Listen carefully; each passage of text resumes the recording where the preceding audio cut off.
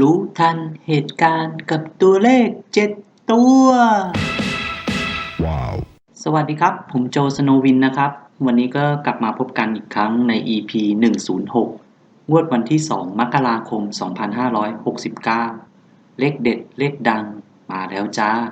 เดี๋ยวในงวดนี้เรามาลองติดตามกันต่อว่าเลขเด่นๆจะเป็นเลขใดติดตามรับชมกันนะครับ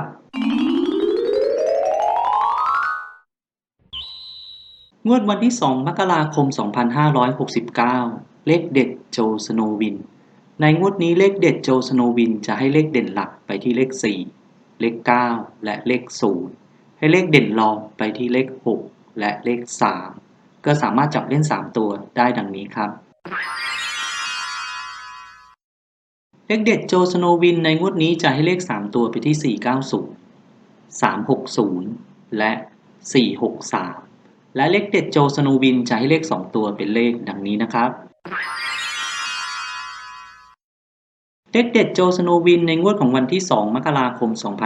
2569จะให้เลข2ตัวไปที่60 63 90และ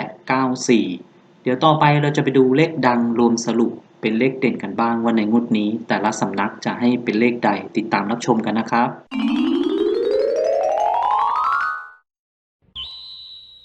งวดวันที่2มกราคม2569เลขดังรวมสรุปเป็นเลขเด่นในงวดนี้เราก็จะตามกันไปที่เจาะใจลุงหวังเจาะใจลุงหวังให้เลขเด่นไปที่เลข4และเลข6มาตัวค่าล้านเปอร์เซ็นต์ให้เลขเด่นไปที่เลข0และเลข1ปักหลัก10ล่างให้เลขเด่นไปที่เลข4เลข5และเลข9หมาสีหมอกให้เด่นบนไปที่เลข4และเลข6ให้เด่นล่างไปที่เลข2และเลข3อาจารย์หนูให้เด่นบนไปที่เลข4และเลข6ให้เด่นล่างไปที่เลข3และเลข5เจ้าพ่อปากแดงให้เลขเด่นไปที่เลข3และให้เลขรองไปที่เลข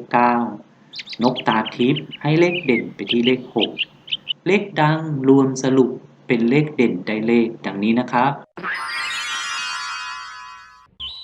สรุปเลขดังรวมเป็นเลขเด่นในงวดนี้จะให้เลขเด่นไปที่เลข3เลข4และเลข6ก็สามารถจับเล่น3ตัวได้ดังนี้ครับสรุปเลขดังรวมเป็นเลขเด่นในงวดนี้จะให้เลข3ตัวไปที่3 4 6ตัดเล่น2ตัวได้4 6 3 4และ3 6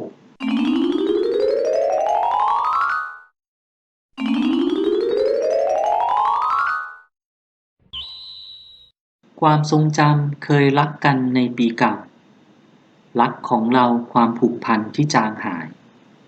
เหม่อมองฟ้าดวงดาวเด่นเป็นประกาย3เฉิดฉายให้งวดนี้มีแต่รวย